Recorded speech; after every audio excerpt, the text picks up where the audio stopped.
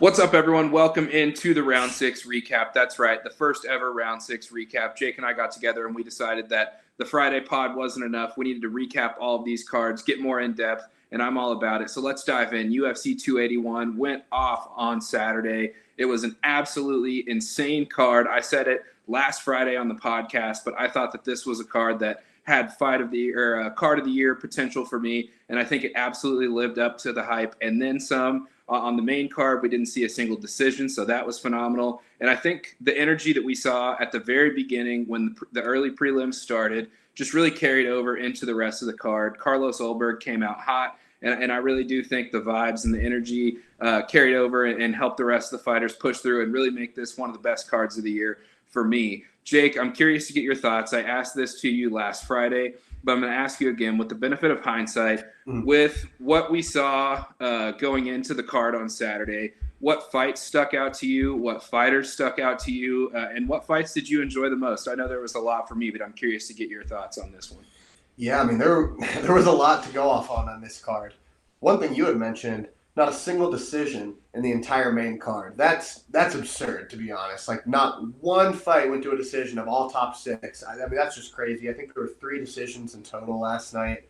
But, I mean, there were a lot of standouts. Dan Hooker, I did not expect to be that flawless of a performance. I mean, that was unbelievable. Claudio had maybe 1 or 2 real threatening leg attacks on Dan, and Dan just looked super calm the entire time. Claudio was ripping on his knee, ripping on his heel, and then I mean he made it look easy. He made Claudio look like an even worse Ryan Hall than the last time we saw Ryan Hall out, when he was just Imanari rolling under, trying to get a leg every 20 seconds and just was not working. Like, you need more to your game than just an Imanari rolling leg locks, especially when you're doing MMA. And Dan just picked him apart. Like, my God. And then one of the other things that stood out that I really want to know what you think about is the Dustin Poirier-Michael Chandler fight. What did you think about the fish hooking? So it's interesting you asked that.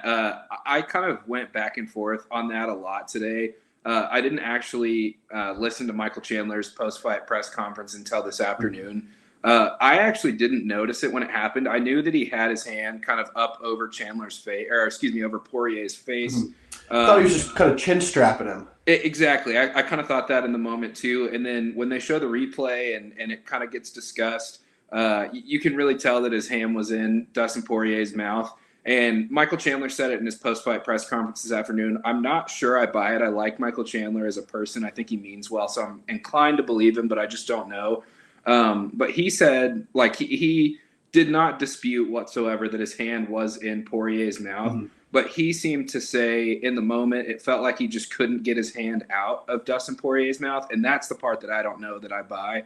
Because if you're Michael Chandler in that big of a situation against that big of an opponent, I think you really are looking for a win by any means necessary. That's exactly what I think. I think he was like fishing for it. I think he was literally fishing for the neck. And if you can't rip that chin up, there's a little hook right here, you know? Yep. Yeah, so that's kind of what I thought about it. It doesn't necessarily knock down Michael Chandler's stock, in my opinion, at all. He's still, by far, one of the most exciting, if not the most exciting fighter on the UFC roster. But it did kind of suck to see. And like I said, I didn't see it in the moment. But when it starts being discussed after the fight is over and you start to see the replays, then things kind of start to add up, and it makes you wonder what was going on there. But, I mean, that fight was insane in and of itself. But we'll get to that here in just a little bit. I kind of want to start at the bottom of the card, and we'll kind of work our way up. Yeah, for sure. One fight that we had identified right off the bat, just because of who he is, was Carlos Ulberg and Nikolai Negumereanu. I think coming into that one, I was a little bit worried about Negumereanu because on the broadcast they brought up a lot of good points about how dangerous he is, how problematic he's been for a lot of fighters as of late. But Carlos Ulberg just came out and silenced everybody. Anyone who had a thought about Negumereanu, Carlos Ulberg came out there and did exactly what he needed to do. And I think we're kind of starting to see him come into form. And I'm really excited to see what is in store for him in the future. Mm-hmm.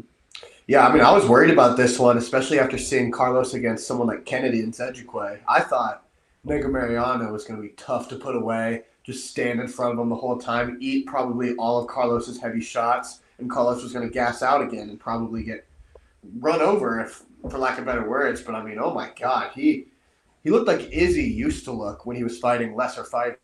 Like it kind of looked like Izzy versus Paulo Costa a little bit, almost even too.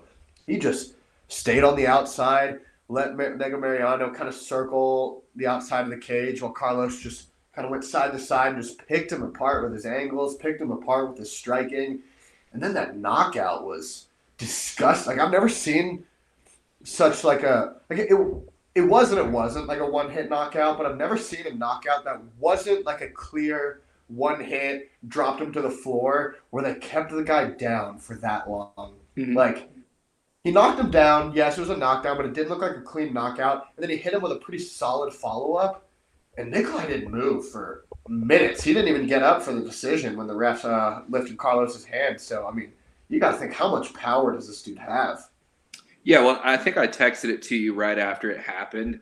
But as soon as Nega Mariano goes down, he's like on his knees trying to turtle and stay out of danger. And Carlos takes just a filthy swing with a right, and it missed Nikolai's head by probably no more than like 4 inches. And if that swing lands, like we might have seen Nega Mariano go out on a stretcher. Like Carlos Ulberg's power is terrifying. He's such an intimidating fighter. And at the end of the day, he walks out of the octagon and he's like the best damn looking guy in the UFC. So he's got all the tools he needs to be from a star power standpoint. He's got everything he needs in the octagon to get him through, and he's got kind of the marketability factors. So I think Carlos Ulberg is one of those guys where the sky's the limit. I'm super excited for him. God, they need to do like a ladies' night where Paulo Costa moves up to 205, and they do Carlos Ulberg. Like everybody wanted Paulo Costa versus Luke Rockhold to be the BLF or something. Yeah, the best looking fighter. Yeah, Carlos Ulberg and Paulo Costa all day. I mean, come on now. I know this isn't what we should be talking about on our fighting show, but got to give the fans what they want sometimes. Yeah, give me a 1v1v1 Costa, Rockhold, and Ulberg, and I think that's going to be the best pay-per-view of the year. But anyway, that's neither here nor there. Moving up the card, Julio Arce, Montel Jackson was a great fight. I don't think we need to get into that one too much. But let's One talk. thing on that I would like to point out, did you hear on the broadcast them talking about Montel's hands? I think I remember him saying something, but I don't remember what they said. He's a 135er with bigger hand size than Francis Ngannou. Oh my gosh. So when they said that, that's the only thing I could notice was his skinny arms with an absolute hammer fist on the end of them. Like his fist is the size of his head. It was absurd to look at, actually. And then watching him jab Arce once in a while with that jab would send Arce flying. Like, that was just a cool stat. If I had known that going in, I probably would have taken Jackson a little more seriously in this. But, I mean, that's crazy to think about. A 135er with hands the size of the biggest man in the UFC, pretty much. That is insane. I didn't know that either. And I think if grip and power, you know? Yeah. And I think if we had a bet on that, we would have been a little bit nervous because Arce definitely had his moments, but Jackson taking over and doing what he had to do. But yeah, that's an interesting note. I didn't even hear that on the broadcast, to my recollection. But anyway, let's keep moving forward here. Can we talk about this Trizano versus Choi fight? That fight was one of the craziest fights I've seen probably in the last 6 to 8 months. I think I texted you when this fight, or during the very first round, rather.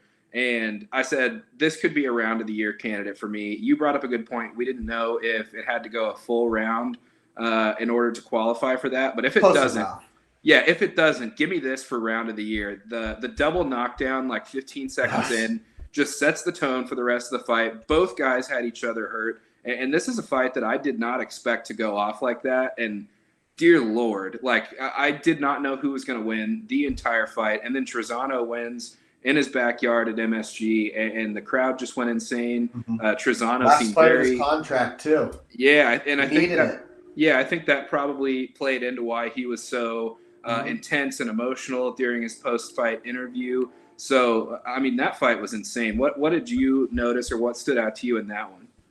Well, I mean, their chins for starters. I'm looking at the stats right now. There's 3 knockdowns in that round, and that seems like it's not even enough because of all the times we watched both of them. If it wasn't a knockdown, they were wobbled to shit. I mean, these guys, every 20 seconds, somebody got rocked. Like, this was a crazy fight. And then just the story for Trezano, like they kept talking about on the broadcast, needs the win here. He needs a cool finish. He needs all this stuff. Because he needs the money. He's got a kid coming in February. This is the last fight of his contract. If he doesn't win, they're more than likely going to send him off back to LFA, Bellator, one of the lower level promotions. And yeah, like you said, in his backyard in New York, he comes out and absolutely starches him for the finish. I mean, that was just an absurd fight. I mean, to open up the card, we get Carlos Olberg, and then this fight, 2 of the 3 fights in. I mean, this was a good night coming up. Yeah, especially when a fight that flies under the radar. I don't even think, like, you and I probably discussed that fight when we were looking at bets together. That was one of the ones we literally said nothing about. We're like, I don't know anything about this. Fuck it, nothing. Yeah, exactly. That's a fight that I was not paying attention to at all. Mm-hmm. And kind of like I said in the lead into all of this, I think these early fights really set the tempo for the rest of the card. And if I'm a fighter backstage getting ready to go out and I see a double knockdown, like, you've got to get mentally ready to go out and exceed that performance. So this fight was... Well, I mean, like you're saying, if you get Carlos Olberg to start off a card like that, I'm nervous if I'm in the back because when a knockout like that happens in the first fight of the card, those fans are going to start booing and doing the woo after 20 seconds of a little lackluster action. Yeah, and someone's already got a firm grasp on that $50K that the UFC loves handing out after cards too. I think that's extra motivation as well. I don't think either of those two got a bonus. I don't think Carlos got one, and Trezano I know wasn't even eligible for a bonus. Right, yeah, because of the weight miss. A weight miss. Yep. But yeah, and then I think 2 fights later was the Frivola knockout. I don't think he got the bonus either. Nope, that's how good this card was. We saw knockdowns and submissions and TKOs all over the map, and fights that on another night would have definitely been considered for a post-fight bonus probably weren't even in contention just because it's really felt like every single fight kind of won up the last one. And I think that's what UFC fans love to see, and that's why the UFC is the best promotion in the world, right? They should be in the business of putting together cards where the first fight you see is excellent, but the next fight you see is even better, and the next fight you see is even better than the last one. And that's exactly what they did with UFC 281. That card was awesome from the jump. But let's keep moving on here. I think we'll get back to the last 2 fights on the prelims when we talk about our bets, because there's a lot to unpack there. But let's get on to Andre Petroski, right? So this was a guy coming out that has looked really special in his last couple fights. He's done great things since his time on The Ultimate Fighter. And to say that I was confident in him after like the first round would be a little bit of an overreaction because Wellington Turman looked really good. But ultimately, Petroski did exactly what he had to do. He started to put his foot on the gas a little bit, and he comes out with a great win. Look, like you were saying, though, I was nervous. Like, Petroski didn't look like Petroski in this fight. He looked gassed to me in the second round. Like, he looked like he was huffing and puffing, mouth wide open. It was starting to look like the fight was starting to go in Wellington's way. And then thank God Petroski gets that guillotine in the third because that kind of sealed the deal for us. It guaranteed that we had a deep submission. It was a close fight, and that left the fight on the ground for us, which led us to that dominating finish that we were hoping for, either the sub or the decision through the groundwork. But Petroski did not look like normal Andre Petroski in this fight. Mm-hmm. Yeah, I completely agree. And from a betting perspective, when you and I were talking about what we wanted to take on this fight leading up to this card, I had kind of identified the double chance by knockout or decision just because of Wellington Turman's acumen on the ground. But you were like, no. Petroski's going to go out there and he's going to find a sub. And he did just that. Like you said, he hopped on so close. And either way, I think at the end of that, when it came to a decision, obviously we knew we had the fight in hand. There was no, is this going to be a split decision? Is this going to be something that we just get absolutely banged on?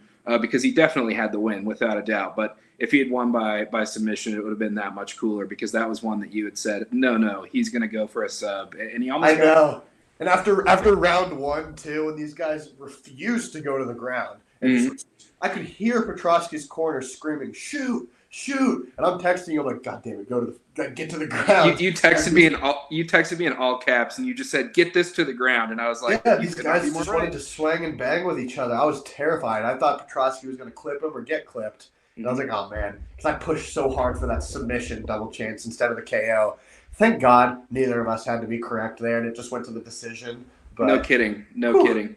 Yeah, and I think another thing that they brought up on the broadcast that was really interesting was in the Ultimate Fighter, Petrosky was, and he still is, don't get me wrong, but Petrosky was a guy that we saw carry around a lot of muscle. And because of that, he was kind of getting tired, and the cardio was kind of going by the wayside a little bit earlier in these fights. Last night on the broadcast, they said that he doesn't lift as many weights, and he just does functional training to keep the muscle where it's at, but he's not trying to actively build more muscle. He's working on cardio, and he's really trying to round out his game from a fitness perspective. So I think that's something when you talk about younger fighters, or I shouldn't say younger fighters, but less experienced fighters by UFC standards, try to work on their game and improve. I think Petrosky's done a great job identifying what he needs to do to become a better fighter, and he's going after that. And we're slowly starting to see the fruits of his labor there. So I'm really excited for Petrosky and what lies ahead for him.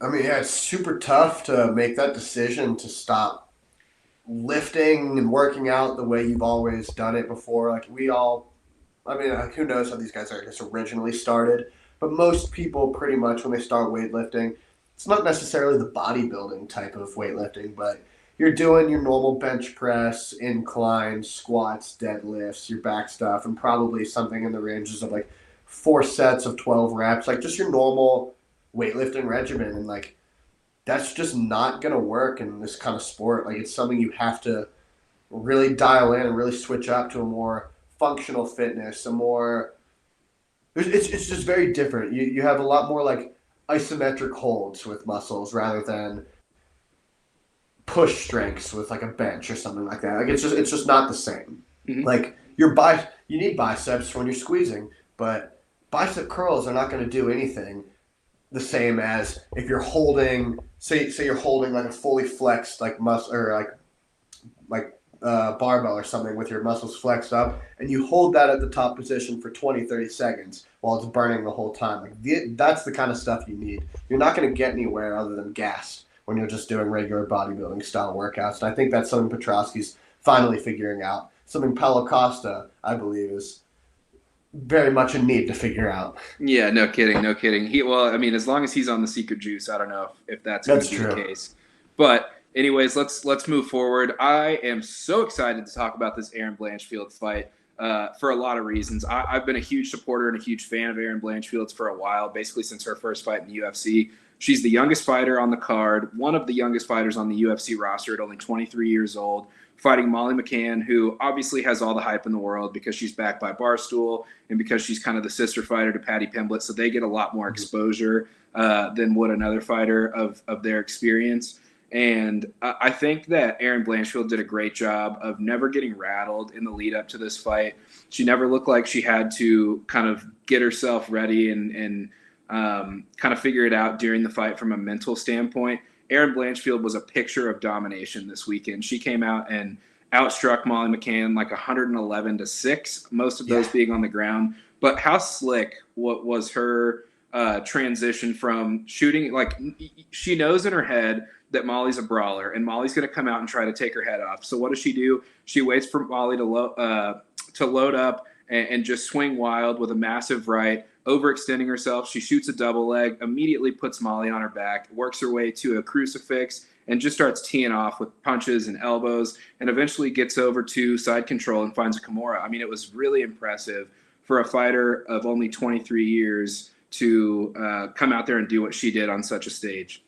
I mean, that crucifix control, too, was, I mean, that was otherworldly. The way every time Molly started to kind of slip her elbow free, she would just grab the wrist and retighten it and then seal her legs together, squeeze her knees together. And now every time Molly gets that elbow free a little bit, she would just retighten it back up. And now Molly's got to free all this space again, get it back free, and then tighten it back up. And, like, I've never seen somebody, like, stop what they're doing to readjust that arm and pull it the way she was doing. Like that's something I'm going to take to my game. Like that was just cool. I've never seen that before.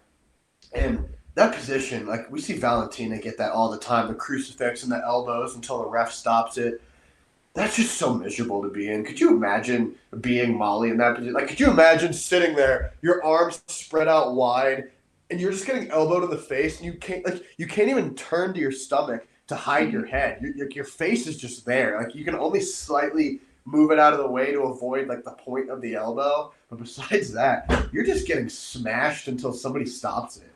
Yeah, exactly. I think you brought up a good point about Valentina is when I was watching that last night, it was literally like shades of Valentina Shevchenko. Yeah. We've seen Valentina do that to so many people and be that dominant in that position. But you're right, Erin Blanchfield really is special on the ground. She's 23 years old, already has a jiu-jitsu black belt. She's literally younger than us and already has a black belt. That's so crazy to think about. But that's the kind of the level of experience that she brings at only 23 years old.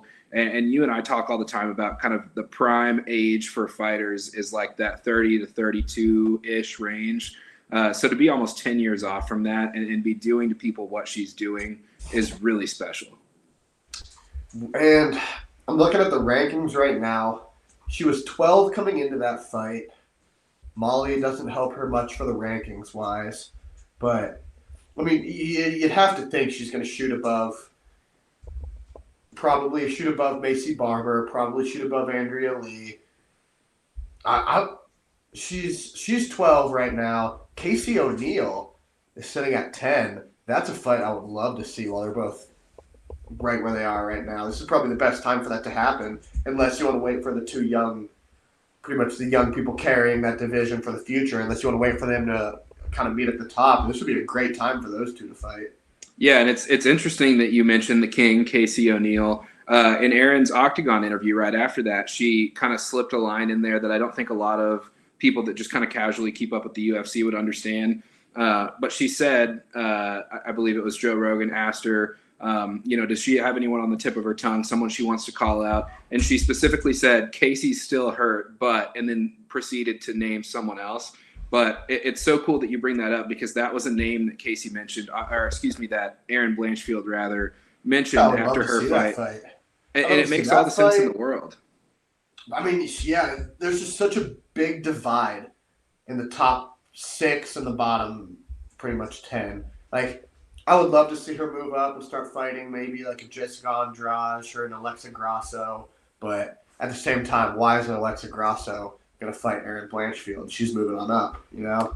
Yeah, and the thing is, like, you've got Macy Barber ahead of you right there for Erin Blanchfield. Macy Barber's gone to a lot of decisions lately. Let's take a look in at what Erin Blanchfield did last night if you didn't see it. I totally forgot I had this photo loaded up.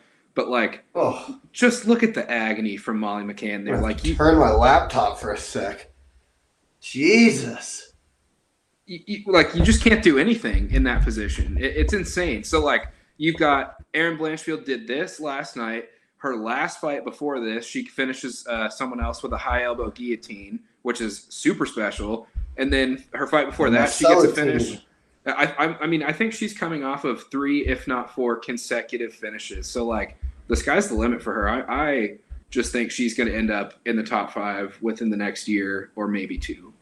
Absolute worst. It's crazy at her age, too. Like, that's just crazy. She's what Macy Barber wanted to be. Exactly. No, literally, yeah. It's 100% right. That's 100% right. But let's keep moving up the card. We can touch on this next fight a little bit. I just think it is what it is. Yeah, it is what it is. I think something that's really interesting to note for me in this fight was if you listen to Ryan Span's Octagon interview, Joe Rogan asked him, like, what changed between the Ryan Span of old and the Ryan Span we saw tonight? And Ryan Span's answer was nothing like I'd ever heard a fighter answer that question before. He said, I actually trained. Let's let that sink in. For his entire career, at like the 3-week mark leading up to a fight, that's when he said he would start his training. This was his first ever full camp. Obviously a Fortis MMA guy, a gym that you and I both think very highly of. But now that he has the benefit of a full camp, he's out here knocking out dudes with a jab. Yeah. Like, what is he going to look like when he gets like a year into training consistently? It's not like he wasn't terrifying already. Like, sure, he was a 50-50 fighter, but in the 50% of his wins, there were devastating finishes time in and time out.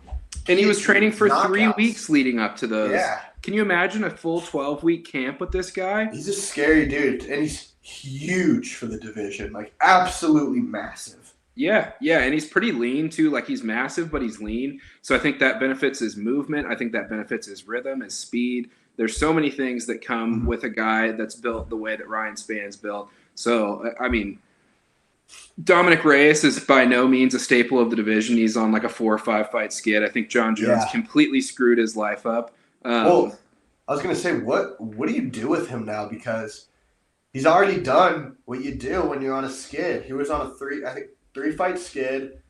No, he was 4 before last night. He's lost 5 now. Yep, he completely changed camps. He moved up to Connecticut to train with Glover, to train with who's all up there? It's Glover, Pereira, Wellington Turman, Dominic Reyes. Like, they've got monsters up there. And I mean, like I said, he did the move already. He did what you do when you're struggling, and he comes out and has the worst performance of his career, by far the worst performance of his career. So, I mean, where does Dominic Reyes go from here? Because I say done probably. Yeah, I think done is not a bad option. I think just to play devil's advocate here, I think the only difference there is that. Yes, he's on a 5-fight skid now, but one of those was against the GOAT, John Jones, so that you almost can't count that. Another one of those was against the current champ, Yuri Prochazka, so that's a quality loss, as quality losses go. So realistically, he's lost 3 bad fights. So personally, I think the UFC gives him one more. If he loses it, you got to get him out. I mean, you can't lose 6 fights in a row and expect to stay in the top promotion in the world. That is true. He lost to Ryan Span. And before that, it really is the 3 champions: John Jones, Prochazka, and Blachowicz. It's not like he's losing to scrubs. Like, he's not. Ryan Span is the first, not as big name that he lost to, but he's not fighting the fucking Jimmy Crutes or like the Johnny Walkers. Right. I guess Ryan Span is down there in the rankings too, but you know what I'm saying. Like, it's but I think you give him one loss of the 4. Yes.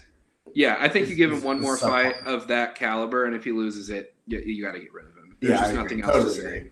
Yeah, no doubt. So let's keep moving up. I know you said you didn't have too much to say on this one. Obviously, from a betting standpoint, this was a tough one for us because both of us felt pretty good about Brad Riddell. I sprinkled on Renato Moicano by decision, just personally, by submission rather, personally. And I think I mentioned it on the podcast that might not be a horrible play.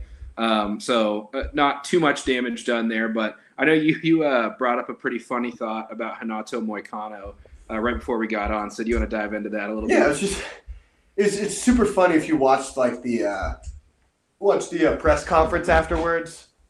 Dan Hooker was very specific in his post-fight press conference about what he wants. He does not care who the fuck it is that he's fighting. It just has to be on the Perth card. For everything that Dan Hooker has done for the UFC during this COVID time, he more than anybody deserves to be on that Perth card because he was the guy that was away from his family, going to Abu Dhabi, coming to America, filling up every single card that they needed just to help the UFC out. And now they're finally going back to Australia. So he says, I don't care who it is, anyone, just has to be in Perth. And here comes Renato Moicano calling out Dan Hooker in the post-fight press conference saying, I want to fight Dan Hooker, but it has to be in Brazil. They tell Hooker that like 15 minutes later. He's like, did this guy not understand the entire premise of what I was saying? I don't care who it is. I don't care what weight. I don't care anything. It just has to be in Perth. And Moicano's like, Brazil. Give me this fight in Brazil. It's just like, bro, come on. Like, have a little bit of logic here, man. Like, if you want to make the call out, you want to fight Dan Hooker, go to fucking Perth. Yeah, I didn't even know that until you told me a little while ago. It's just so, you got to watch the way Hooker's talking about it. It's just so funny. Oh my gosh. Yeah, I can't wait. I am going to go back and watch that as soon as we get done here. But let's shoot on up to the main card. You just brought him up. Dan Hooker looked phenomenal last night. Unbelievable. And I mean phenomenal. I think he looked the best of his career. Like, sure, he wasn't fighting the guys he used to fight. Like, he's been in there with Poirier, looked great against him. He's been in there with some of the top of the division. and he's now fighting down Claudio Puelles. But oh my God, I've never seen Dan Hooker just pick somebody apart piece by piece like that. I mean, he ended him with a teep. Mm-hmm. Like, that's crazy. He ended him with a teep to the stomach, and Claudio said, "No more. I can't do this anymore." Mm-hmm. Yeah, So, that Dan Hooker was definitely on his game last night. And when I was watching the fight, and you mentioned this earlier, but when I was watching that fight, specifically watching Claudio Puelles, my first thought was, Claudio, what are you doing? We just watched Ryan Hall get brutally knocked out using the same strategy. Like, I love jiu-jitsu aces, don't get me wrong. But if you go for, like, the first Eminari roll that he went for, he got Dan pretty deep. His leg was in, the lock was past the knee. Dan was in legitimate trouble by uh, every stretch of the imagination. And all of a sudden, he gets out of it. Just brilliant defense from Dan.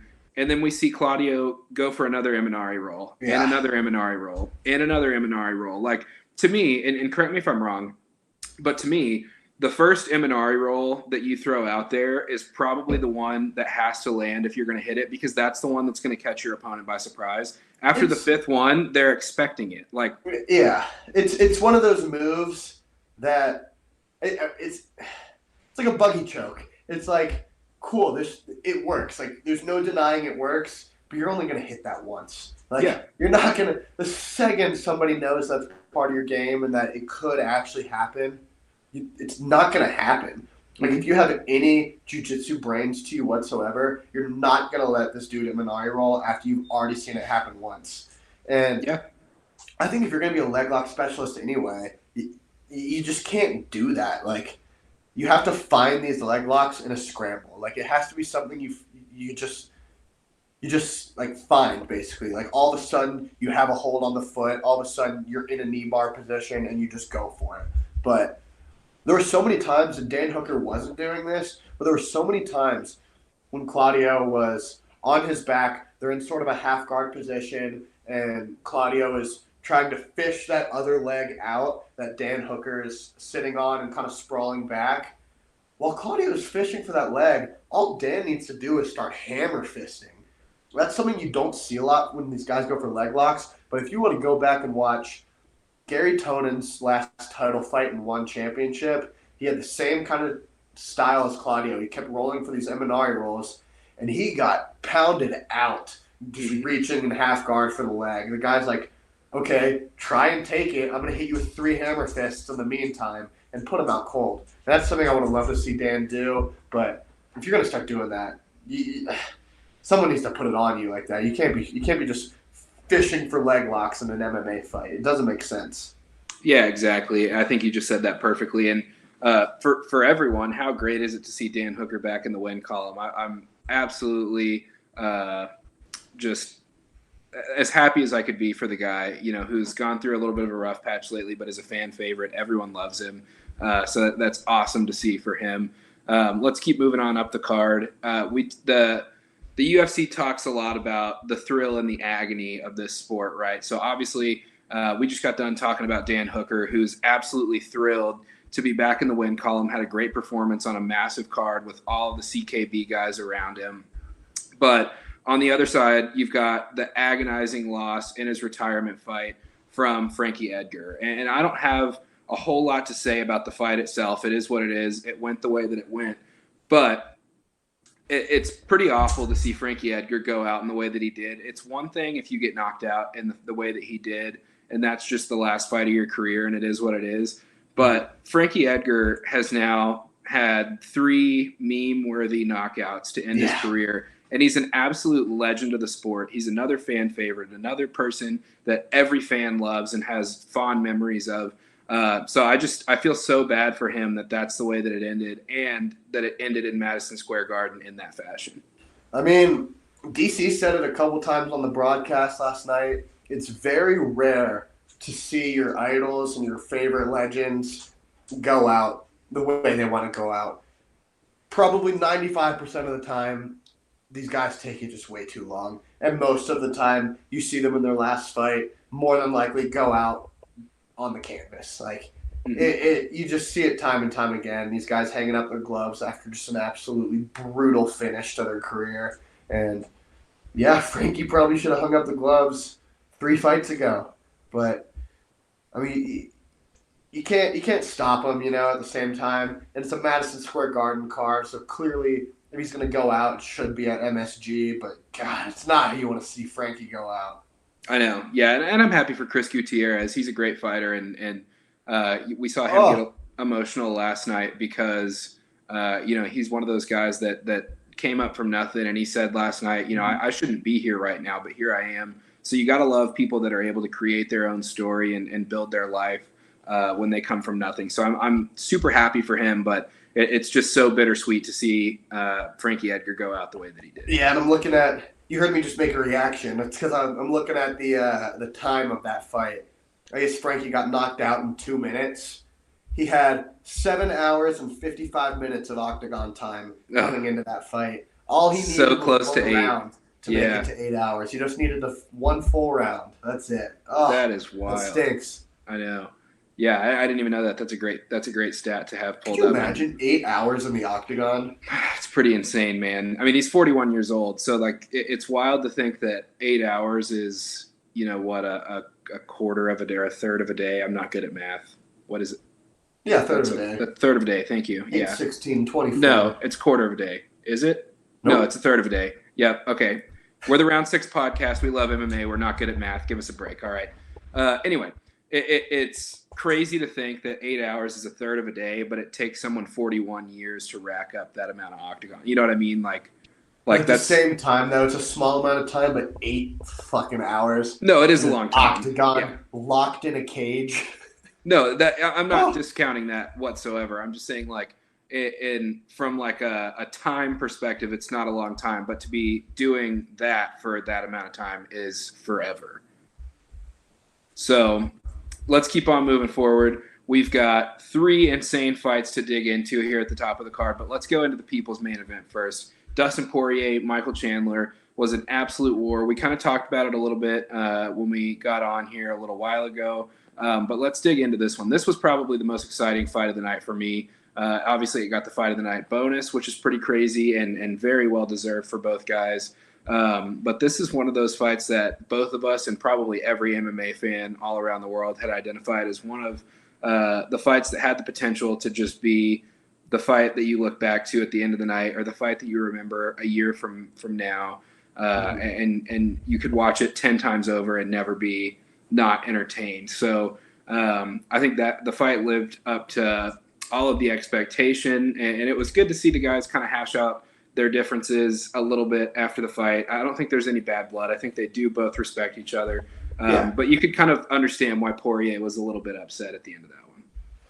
And that's just kind of Poirier lately. He seems he's not like salty, but he seems salty about basically everything over the last 2-3 years. Like, he's not seemed like the same like thug dog kind of Dustin that he used to be. Like, he takes everything personally, it seems like lately.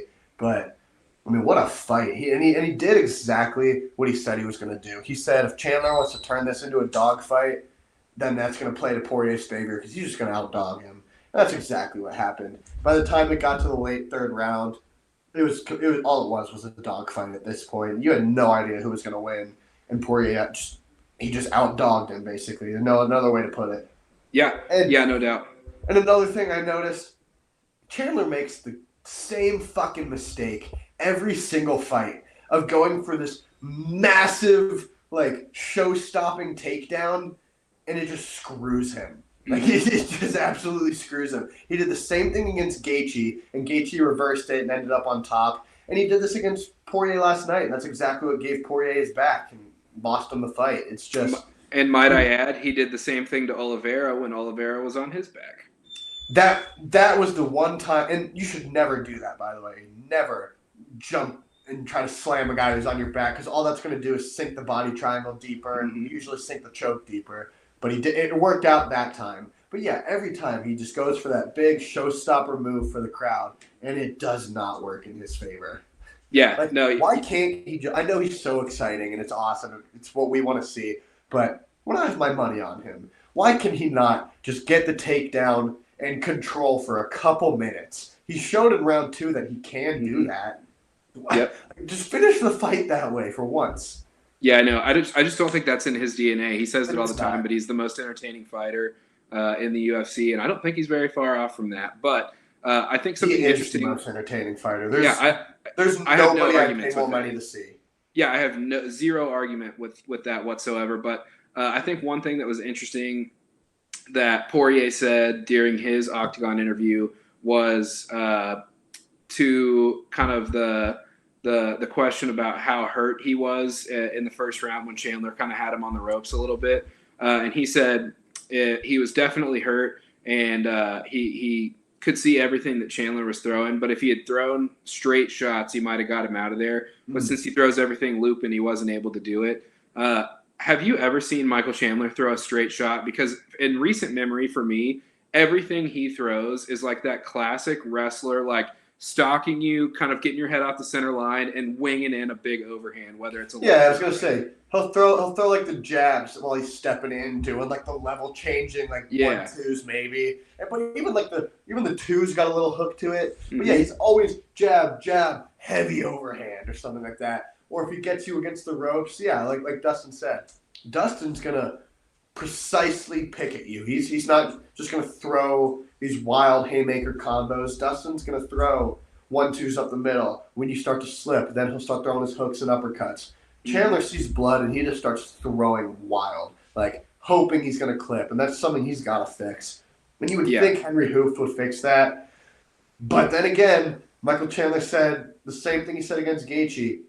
He can't hear a thing during his fights coming from the corner. His fights are so exciting every single time that he can never hear anything from his corner. So he's just not getting any of that technical advice ever. And if he is, he's not hearing it. He's not processing any of it. He's in Madison Square Garden putting on a show. You're not going to hear anything.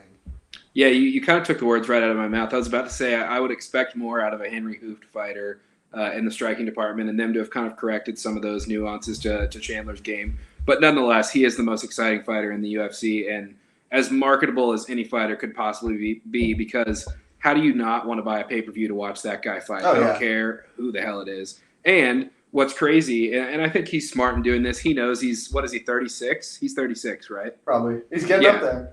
Yeah, and I think he knows that. So he's aggressively pursuing the fight with Conor McGregor, which not only do I think that makes a lot of sense, and seeing Michael Chandler at 170 instead of 155 would be insane because he's already jacked.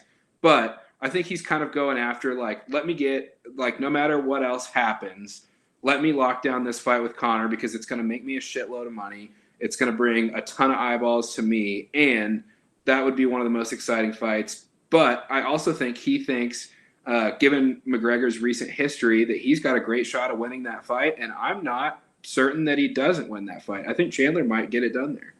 I think Chandler would absolutely get it done there. I think Connor's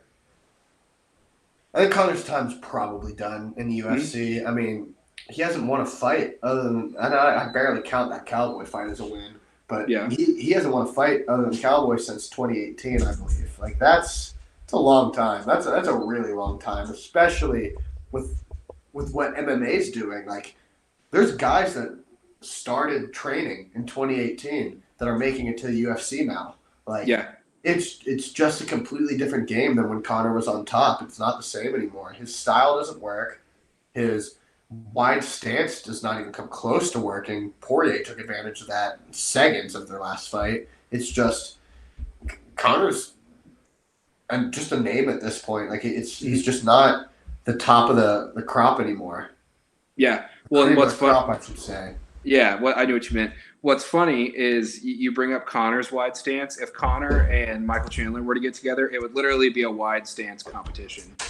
Yeah, Like, Michael Chandler's real heavy on that front foot. yeah, and he's been taking it. The people have taken advantage of that in the past. We saw in Bellator, he got the drop foot, right, where that nerve just goes completely dead because you get kicked in the leg so many times. So that's a clear path to victory against him. I think that would be another thing I would expect to have seen him change in the past, especially that being the He's case. very good at lifting it now, however. I do notice that. Yeah. His checks are better. He's good at lifting it.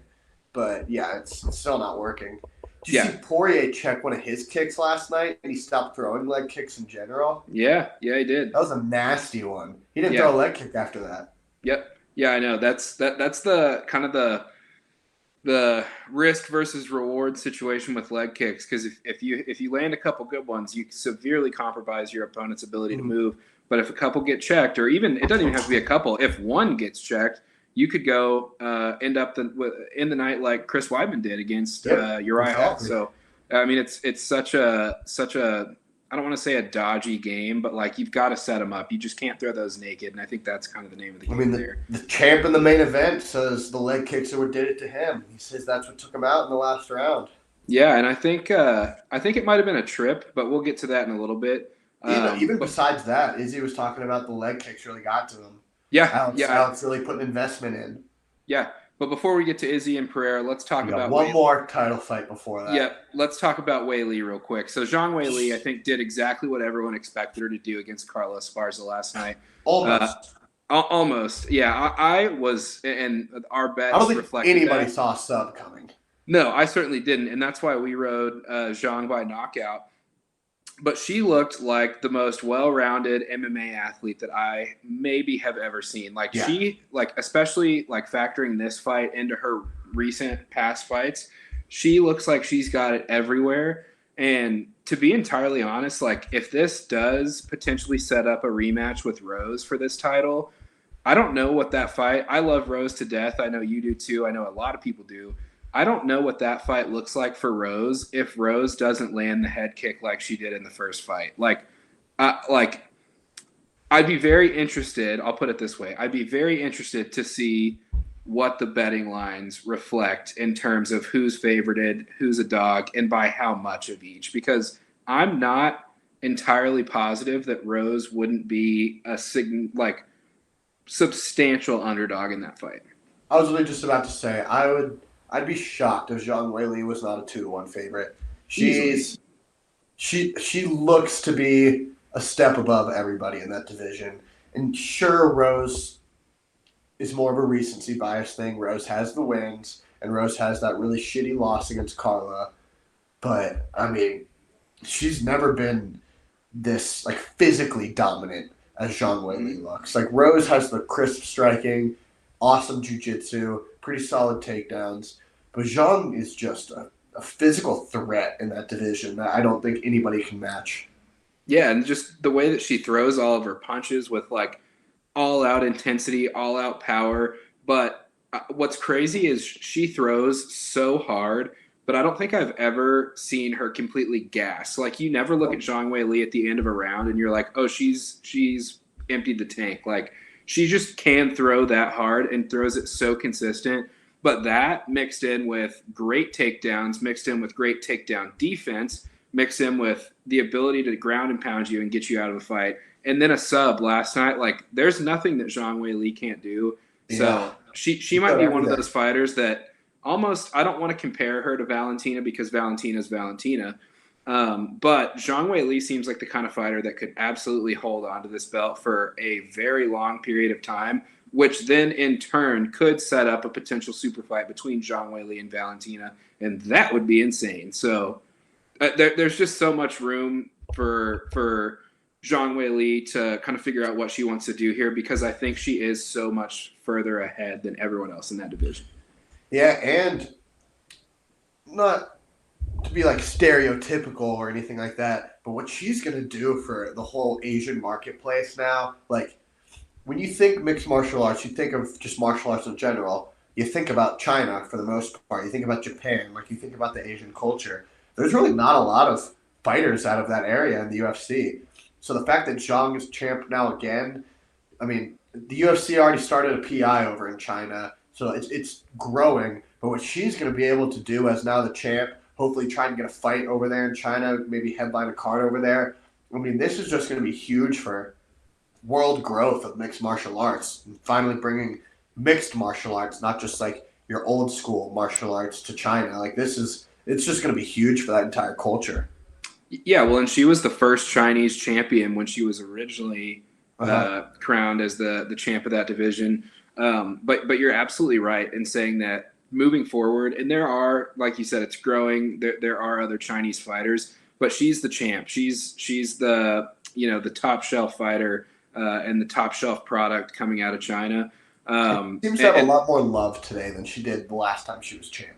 Absolutely, yeah. I mean, imagine being in America if you're Carla Esparza and getting booed in America as the champion when you're fighting someone from China, or not even China, but someone from another country. Like Yeah, probably doesn't happen. 80%.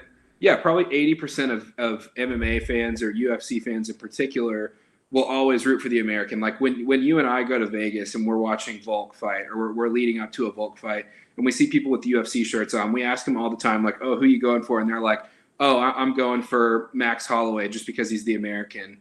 And you and I are consistently like, "Nope, Volk's our guy because he's incredible." This is another situation like that for me, where I think a lot of people are inclined in a normal situation to boo the non-American fighter. But Zhang Wei Li is just so impressive. I think a lot of people like her. And Carla was just so terrible in the way that she Yeah, captured the belt that she got booed all week. And I'm here for it. Like, she kind of UFC deserves it. fans are ruthless. Yeah, exactly. It's a brutal sport. There's no doubt about that. But We forget quickly. We forget very quickly what you did, but we do not forget your last bad outing. That's no one thing doubt. I've never forgotten. You can have 50 good performances in a row, but if your last fight sucked, that's the only thing we remember. And Well, it I mean, sucks. it's the classic line, right? You're only as good as your last fight, and Yep. that's 100% the case with Carla Esparza. But moving forward, we got one more fight to go into, and it is one of the fights that I've been willing to talk or waiting to talk Ooh. about since it happened last night. But Israel Adesanya versus Alex Pereira. I think this fight. It's funny. I would have expected this fight to go two ways. One of which being exactly how it went. The other being Israel gets a win by decision, right? Um, Well, that is kind of the two ways it went, though. yeah, Israel very was true. going to a decision, and then Pereira knocked him out in round 5. I Very think it true. was either somebody was getting a finish in the first 20 seconds of the fight, or the two outcomes that possibly almost happened. Yeah, no, you're very right about that. That's 100% correct. But I think like the line that stuck out to me from this fight, as far as the broadcast team talking about it, was Daniel Cormier. As soon as this fight ended, he said Israel Adesanya had to be perfect to win this fight. He could not make a mistake. He had to be perfect to win this fight. Alex Pereira did not have to be perfect. He just had to kind of Yeah. exercise that nuclear option that he has. And that was exactly what happened. Alex Pereira was not perfect. We saw him get taken down, held down. We saw him get outstruck for a decent portion of the fight. But ultimately, Izzy made a couple mistakes. Alex capitalized on some of the investments that he made to the legs, and he got the knockout. And that's all that needs to be said. I mean, I'm okay with the stoppage. I tend to understand why Izzy would say he wants to go out on his shield, but at the same time, he was probably two punches away from being Well, on the canvas. So it was only going to get worse. exactly, Izzy started to duck his head. He was no longer looking at the punches coming in. He's now leaning forward, ducking his head to avoid these punches. Alex throws one knee up the middle, and that's career altering. Like yep, that could be seriously career altering. So I mean, I'm totally fine with the stoppage. You could see Mark Goddard screaming, "Throw back, defend yourself, throw back, throw back." And most of those times, even when you're getting slaughtered, you do still see a little bit of like 1-2s or looping hooks coming out from the guy getting his ass beat. Izzy couldn't even get a shot off. He was just getting battered by this guy. And what was so cool about this was something that you and me had talked about too, that made us super confident, was that one scene in the countdown video where Alex Pereira is in Glover Teixeira's backyard and he's kicking a soccer ball. He kicks a soccer ball and he shoots an arrow and hits the soccer ball in the air. And he's celebrating Glover's backyard, and he says something along the lines of like, "See, I could be losing the fight, and all I need to say is, Potan, you're losing. You need the knockout." Boom, get it. And that's exactly what happened in this fight. yeah. Well, and to speak to that point, Uh, I don't know if you listened or heard Dana mention it and go Yeah, I back and did. listen like I did, but his corner work going into that 5th round was really great. I mean, like they were literally saying exactly what you just said. Like, you're losing this fight. Do you want to be the champ? Go out there and get a knockout, and you will be the champ in 5 minutes. And then he goes out there and does that. Like, Whew, give me a chill. exactly. That's what Dana said too. He's like the corner work and then the outcome of that fight were literally straight out of a movie. Like you can't like you could not script that beforehand better than it happened in reality. And that's just to me one of the best parts of the UFC is there's so many moments like that we can point to that just literally send tingles down your spine because they're so incredible to watch.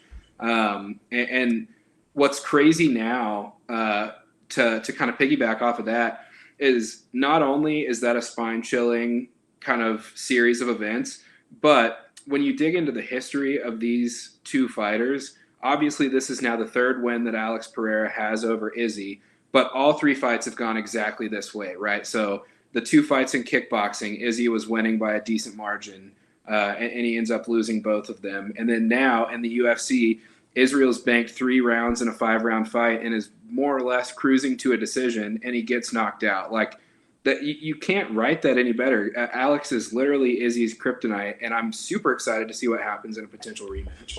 It's what we said on the last podcast. Sometimes someone's just got your number, and this ghost from his past just did not go away, and now, yeah, he's the champ of the world. And I mean, I've been sending you memes all day. Izzy goes to golf. Here comes Pereira with a golf with a golf. That one was so funny. I was laughing so hard.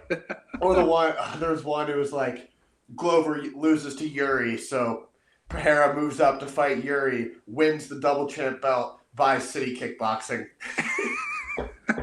It's so funny.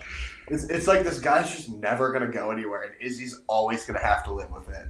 Yeah, and what you've got to think too is should Alex Pereira prevail in what would be their 4th bout if this rematch comes to fruition? Obviously, Izzy kind of hinted at some health problems he was having, which given the events of today with Rumble Johnson, rip Rumble Johnson, but not to say that it's to that extreme, but you gotta. But it's gyno surgery.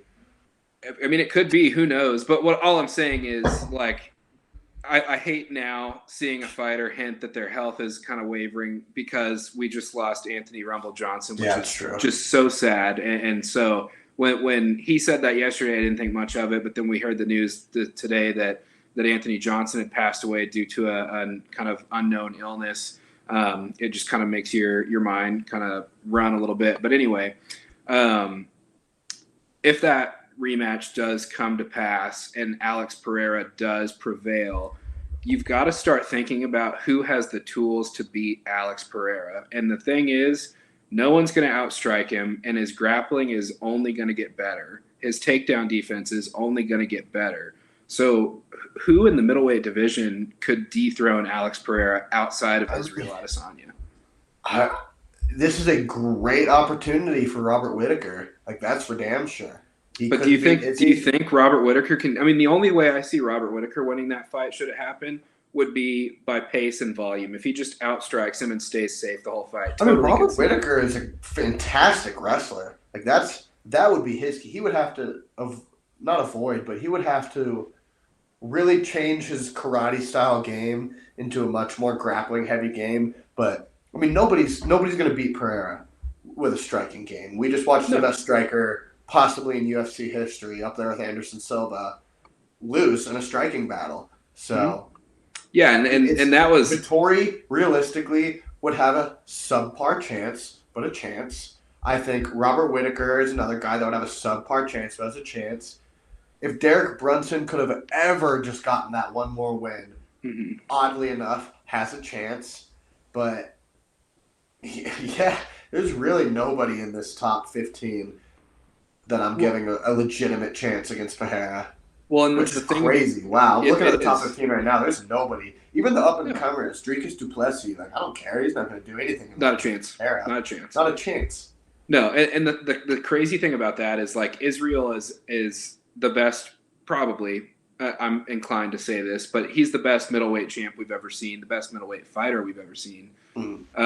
What happened to him last night on behalf of Alex Pereira is a mild, and I mean mild, outcome compared to what could happen if you fight Alex Pereira. When you start stacking up what Alex Pereira has the potential to do to an opponent versus what he did to Izzy really got it light.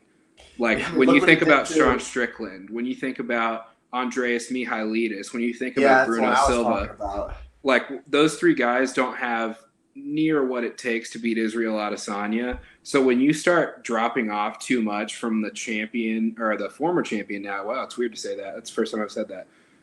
The former champ, Israel Adesanya, when you start dipping down from his level, like, there's no one in my mind that holds a candle to what Alex Pereira can do. Yeah, I totally agree with that. I'm not sure who's going to do anything to him. I would love to see the Whitaker fight, but Pereira's huge, too. Like, that's another thing you have to take into account. He is absolutely massive.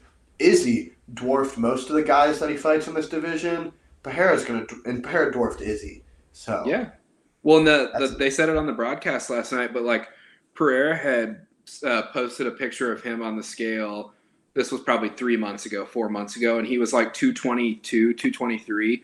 They said on the broadcast last night that his coaches were saying all week that on fight night, Pereira would be like 210 to 215. So Pereira posted a picture on his story of him stepping on a scale the day after. I don't even think the day after. I think the night of the original weigh-in. He had already put on 25 pounds. By the time he got to the octagon, he had already put on 30 pounds, apparently.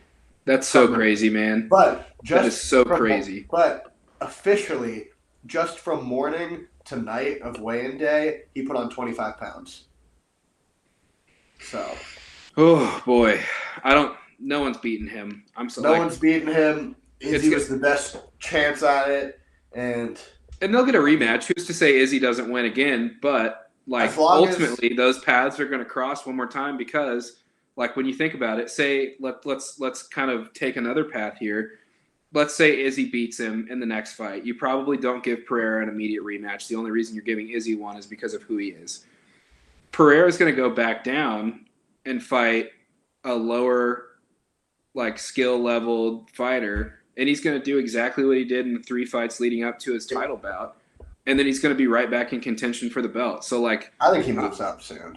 I think he could too. And the thing is, people from a wrestling and a grappling perspective have a much higher chance of beating him than someone in the 85-pound division. But again, there's people I can think of that have a significantly better chance of beating him than anyone in the 85-pound division. But it's still not confident in any of those people. Like, I don't know a person you put Pereira against at 85 or 205 that I'm completely out on Pereira in any of those fights. I'm not completely out. He's got tougher matchups for sure. No doubt. 205, just because they're so much bigger. Jan Blachowicz, Magomed Ankalaev, Jamal Hill, Paul Craig. But, I mean, ever since I saw that picture of Pereira standing next to Dominic Reyes, I don't think he has a problem with any of these guys. He dwarfs Dominic Reyes, and Dominic Reyes is a 205er. Like, it's insane. Yep, a legitimate 205er. Yeah, Pereira is literally chiseled from stone. Yeah. But let's get into one more thing here real quick before we sign off. Want to talk about the betting recap just briefly. We don't have to dive in too much. But posted this on Instagram earlier today. So last night we were up 7.16 units. Great night for the podcast. Picks of the week were 4 of 8. We hit about 50% of those. And even though it was only 50%, we did end up a little bit over a unit on those because we hit a lot of the plus money bets, which is awesome. Jake, your hammer of the week cashed. Obviously, that was Adesanya and Pereira not to go the distance at -110. So that was a great pick. I actually ended up parlaying Pereira's money line and that to not go the distance and put a significant amount on it, and it cashed a lot. I was very happy with it. I had a friend send me a slip this weekend, put $150 on Pereira money line and TCU money line. Ooh, at plus 225 and plus 185, that's a hell of a parlay. I think he made like a little over $1,000 on that 150. That's phenomenal. Shout out the Frogs. Hypno-toed to the playoffs. I'm here for it. Mm-hmm. And then we had the money line parlay cash, which was awesome. Obviously, that was Aaron Blanchfield, Andre Petrosky, and Zhang Weili. Thank you. Yeah. So that was a great one to hit. Obviously, we kind of got banged a little bit on the Frivola and a Zytar pick that would have cashed the other parlay. And the reason I'm salty about that one, I texted you this last night, and we were both in agreement that pick is completely Vegas's fault, has nothing to do with this podcast. But we said it last week, but I'll just kind of touch on it briefly. DraftKings had lines out for if someone's going to finish the fight, this is Frivola's line, this is a Zytar's line. If someone's going to win by decision, this is Frivola's line, this is a Zytar's line. Both of those lines reflected different fighters to win by different methods. So Frivola was favored to win by decision. A Zytar was favored to finish the fight. So based on that, we picked that alternate double chance. And then Matt Frivola comes out there and just throttles Ottman as Zytar. Mm-hmm. So, like, happy for Frivola, but fuck, like, that was horrible. Yeah. Just not what you expected, especially against the Moroccan striker with all the knockouts. Just like, yeah. It makes you think he got, after the whole Fight Island incident, he got tested 26 times in a month from trying to sneak that bag in. And he claims there's nothing in the bag, but now I think some of Paulo Costa's secret juice was in there because he went out there and did that. So who knows? But either way, still a good night for the pod, up 7.16 units. You can't be too mad about that. And the hammer of the week really came through for us there. That was a big one because not a lot of times, your rule of thumb on hammers is that they have to be less than a 2-1 favorite. But a lot of times we're sitting right around like the 140 to 160 range. Sometimes you get a little higher than that. But to have a hammer of the week, a 10-unit bet that's at minus 110 is massive. Massive. Thank God. And it really for Poton. Yeah, it really makes you wonder how did Vegas have that line at minus 110? Because to me, that would be such an inflated line. I mean, it did almost happen. I don't disagree with that. I'm just saying, like, when I would look at that fight, like, I just would see that at like minus 140, man. Like, I would see that way more inflated than 110. Me too, because I thought Izzy had a great chance to get a finish. I thought Izzy may have even gotten a sub, and then Pereira's only chance really was to get a finish. So that's why we took the bet. Like, obviously, Izzy nearly pieced him up to a decision, but I mean, it seemed to be in our favor that there was more of a chance that a finish was going to happen. Yeah, absolutely. No doubt about that. But, Jake, unless there's anything else that you want to dive into, I think we pretty much covered everything. UFC 281 was just a phenomenal card, up and down, and I am very happy I got to sit down and watch the whole thing. But, guys, I think we're about done here. So, again, this was an episode of the Round 6 recap. Jake and I are going to be back here firing these off, definitely after every pay-per-view, and then on some of the fight night cards, but it's going to be kind of a more in-depth format than we do normally on the podcast. So if you want to get a little bit more insight into what we saw, the outcomes of these fights, and where we think these fighters are going moving forward, definitely tune into these. We'll drop them on Monday after the card gets done. So definitely be looking forward for more of these coming. And then, as always, tune into the Friday pod. Those will still be dropping as well. So, Jake, if you've got nothing else to say, I think we go ahead and sign off here. Yeah. Ready for the big boys coming up next week. Yes, sir. We got Derek Lewis and Sergey Spivak. That's going to be a wild fight. We'll dig into that. The smallest, just looking at that card for next week, the smallest fight on the main card is a 170-pound man. That's insane. How many heavyweight fights are there? How many heavyweights are there? We got obviously the main. Four heavyweights, as well as Kennedy and Nzechukwu and Jan Kutelaba. Oh, my God. Got Cody Brundage and Adolfo Vieira, Andre Fiallo, and then the smallest guys is Jack Della Maddalena. Oh, I love Jack Della. That's a great fight. Yeah, Jack Della's awesome. I didn't even know he was fighting. That's so cool. Yeah, next week's card is pretty dang good. That's a great fight night. We might be back here on Monday shooting off another one of these. We'll see how it goes. Absolutely. But anyway, yeah, so that was another episode, or should I say the first episode of the Round 6 recap.